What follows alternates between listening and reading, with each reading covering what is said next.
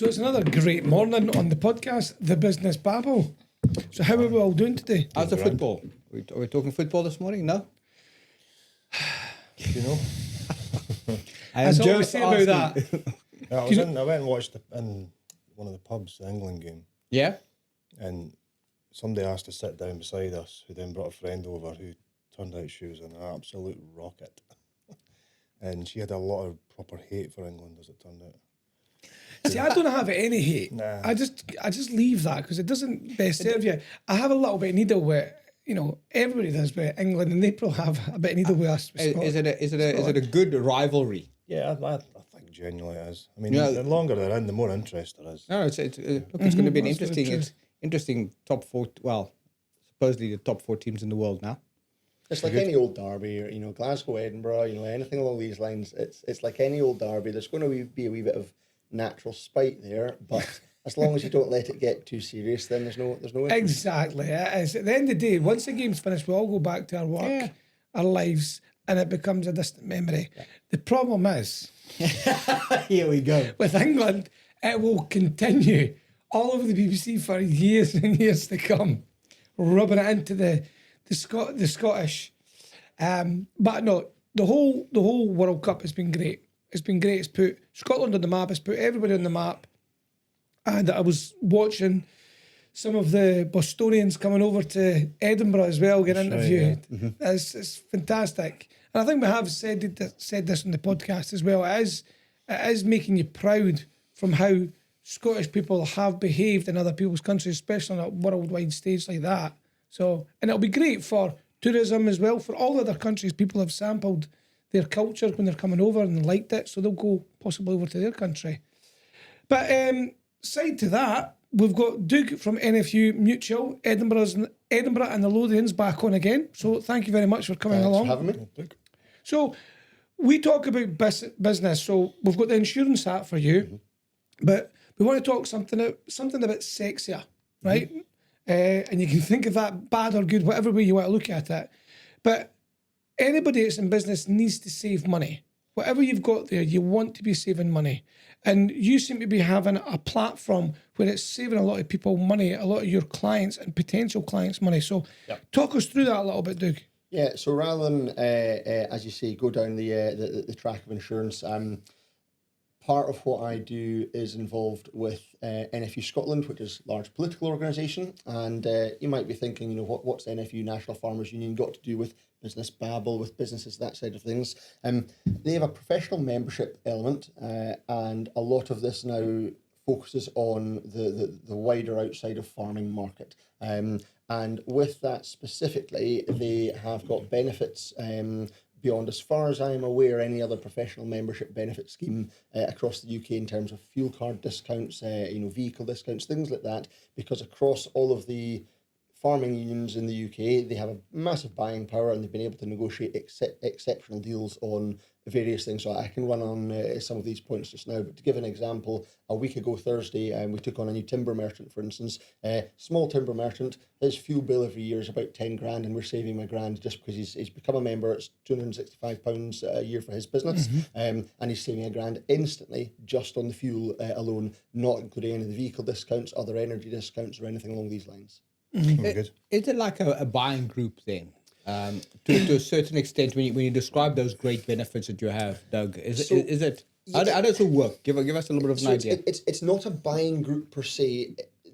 The union is a lobbying group on a political perspective, but because of the sheer number of members that it's got and the fact that all of those members are businesses, typically with multiple employees and multiple vehicles, they know that they have massive buying power. So the union itself does not buy anything, but its members get access to exclusive deals on behalf of what is the union's buying power. So fuel's a big thing now because it's been fluctuating mad. And let's just say, 10 grand there a year, you're saving £1,000. That's 10%, yeah. That's a lot of money. That's across two vehicles. So the bigger Two vehicles. the bigger your fleet, the more you save. Wow. Yeah. So there are some of the agreements that they've got, that because we've got agreements with vehicle manufacturers or dealerships, they might limit it to say 2 new vehicles a year or something along these lines. But even still, if you've got a half decent sized fleet of 14, 15 vehicles and you're replacing 2 a year, just now, for instance, Ford Transits, you're getting up to 25% off a new Ford Transit. It's that sort of thing that, forget whatever the membership cost is. The membership cost goes up depending on the size of your company. I can run through that at a later stage. But from that perspective, whether it's a fuel card or just buying a vehicle, typically speaking, most of the non-farming members I sign up will save between 3 and 5 times their annual membership with the first thing that they do. Because of the value. From that perspective, it's probably something which none of your members or none of your listeners will ever have heard of before. And that's probably traditionally because the union's not good enough at shouting about what it does well. Like most of these big organisations, they're great behind the scenes, but they don't shout very well about what they do. So this is something that I'd like to offer to your members. The other thing is as well that we've negotiated is your listeners will get a 10% discount on their membership in their first year of membership if they're interested. So how do they get a hold of you then? So I can quite happily leave my own contact details. If you're just find me on LinkedIn, on socials, on our website. If you search for Doug Schreiber and then NFU Mutual, you'll find me quite easily that way. But there's various elements here that I think will benefit a lot of your listeners. So as a wee list, then just run down some of the benefits that you could get. So as of just now, today's date, 13th of July, we're seeing fuel cards saving up to 21 pence per litre on diesel. Most fuel cards, I had a quick look yesterday, are saving between 3 and 12 pence per litre, some as high as 15. This was as of yesterday. Our 21 pence per litre is on average between April and now. You're getting discounts. I'll give you some of the brands that we deal with here. You're getting discounts on Audi, on Land Rover, Range Rover, Toyota, Ford, Volkswagen, Suzuki, Isuzu. There's a few more as well. There's savings on airport parkings, ferry crossings. We've also got free periods of advice that you can use from an accountancy perspective, an HR perspective. You get 20 or 30 minutes of free chat to a professional firm in that respect, where if you've got an issue and you're a small business and you've not got somebody in the business that deals with that, you can speak to somebody about that and see if it's an issue you need to take further or not. Okay. In addition to that side of things, I'll run through just Ford's discounts just now. That might be one of the most regular things in terms of people buying transits. As of just now, on transits, you're getting up to 25% discounts on all new Transit Customs up to 17.5%. E-Transit's 14, E-Transit Customs 13, and then Connects and Couriers are between 9 and 10, or for the 9 and 10, and the Couriers 4% discount just now. And you're getting 19% discount up to on selected pickup models as well, for instance. So if you're looking at a new Toyota Hilux or anything along these lines, you can get significant savings there. That all adds up, especially to people that are listening here, because I'm listening, obviously, and I know more about this, but when someone is going out to buy a vehicle, it's quite daunting because it is quite expensive. So for every little penny that you can save, it's common sense. Yep.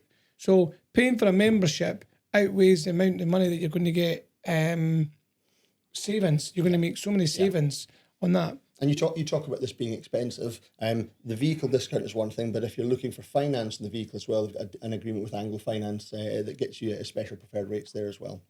Right. So it's hopefully a double barrel, double-ended saving. So it takes everything, because I think one of the big challenges that membership organisations face is firstly to attract members, but secondly their churn is quite high because the benefits aren't necessarily what members would like.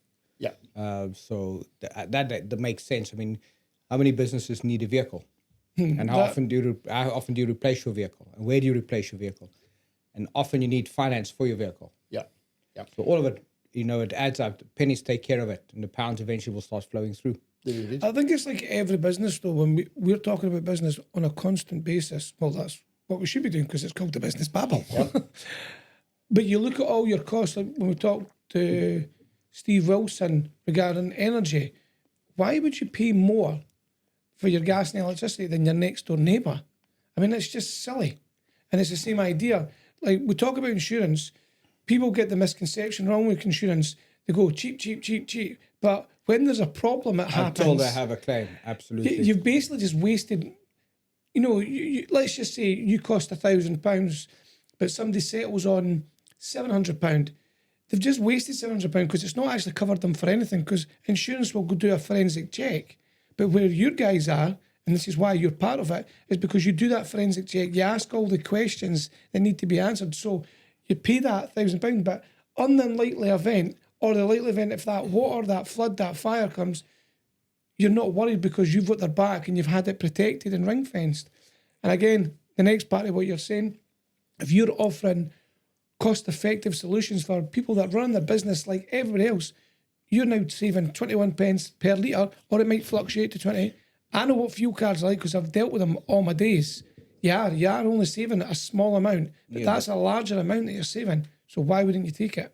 We talk a lot about it in business. There's two aspects. There's the ins and the outs. And this deals with the outs. All right. So a good practice is every quarter, every year, you need to look at all your expenses. You need to look at what goes through your bank statement. Because you'll be surprised to find out quickly 299s, 899s, 1299s that you have that you never ever use add up. And then you need to ask yourself, do I need it? Do I not need it? That's the one aspect. But the other aspect is when you look at certain types of expenses, like insurance is a grudge purchase. Let's not kid ourselves about it. People go, do I really need it?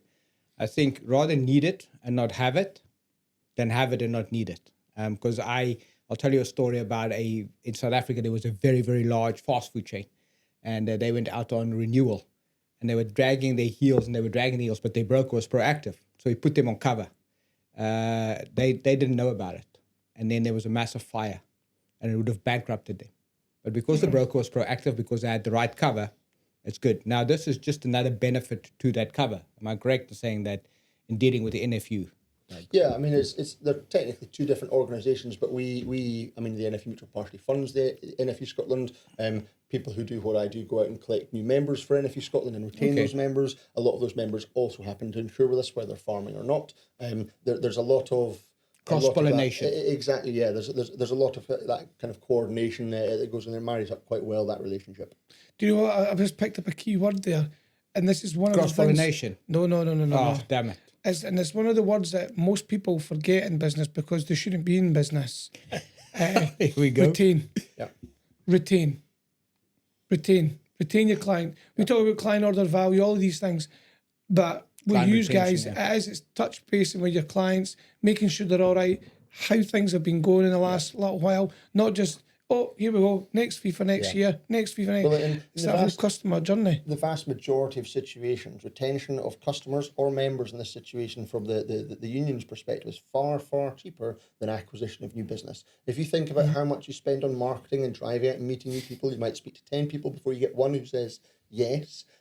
Whereas with the guys that have signed up to you already in whatever capacity that might be, whether you're a roofer, a joiner, a plumber, somebody who's got recurring business or policies, doesn't matter. If they've bought into you once, the likelihood is they'll buy into you again as long as you've done them a good service in some way, shape or form. And the reason that we take on shows, for instance, and we go to the Royal Highland show, Dalkeith show, the Scoon Palace the other day, for instance, the reason we do that is just as much about keeping up appearances as it is about trying to attract that new clientele in, because it's cheaper for us as a business to survive by retaining customers.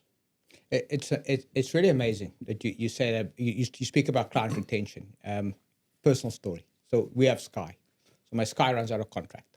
So I say I'm going to cancel. They go, what can we do to retain you? So I go, all you need to do is keep the exact same package that I'm on for the same price, and I'm yours for another 18 months. They go, no, we can't do it. Right now, this is all happening via chat. Right now, they can't do it. Eventually, I go, but a new member can sign up for the same package, £5 a month cheaper. I'm telling you that I'm prepared to pay £5 or more for exactly the same thing. Why is this such a big issue? No, sorry, sir, the system can't let me do it. So what happens is you cancel. 3 months from now, they'll phone me, and then I'll go, come back. And it's just crazy how people think like that. It's better to retain your clients, even if you give them exactly the same as what they have, than to go find a new client. Yeah. That's so true. True. And with that, this is your world. Shape it. or someone else will.